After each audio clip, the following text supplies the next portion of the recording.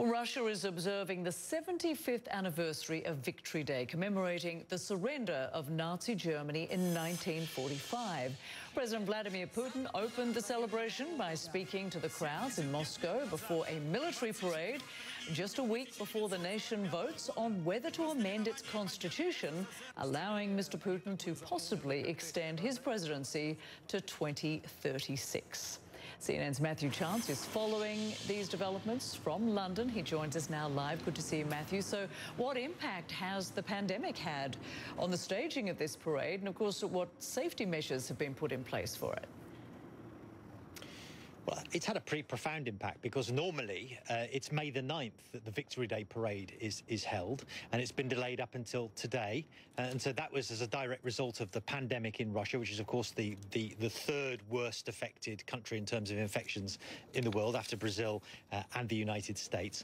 Back when they were practicing for the May 9th parade, as many as 400 soldiers became infected with coronavirus. And so that really underlined how severe the pandemic had become in Russia, and it led the authorities to take that difficult decision to delay the Victory Day parade until June the 24th. And they've held it now, despite the fact the pandemic continues to rage across Russia. It's stabilized a little bit, but we're still seeing 7,000 or so new infections every day, about 1,000 of those in Moscow, where this main parade is being held.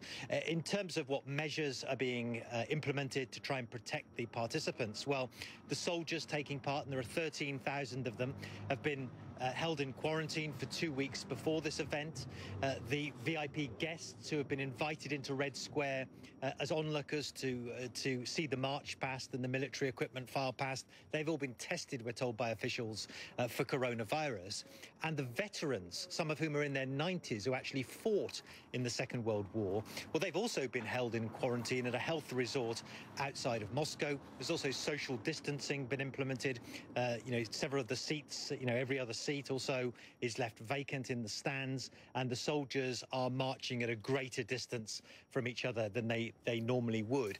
But again, it's the political context of this rally, of this parade, that's most important. It's just a week from now, as you mentioned, before a nationwide vote is being held that could extend Vladimir Putin's power up until 2036.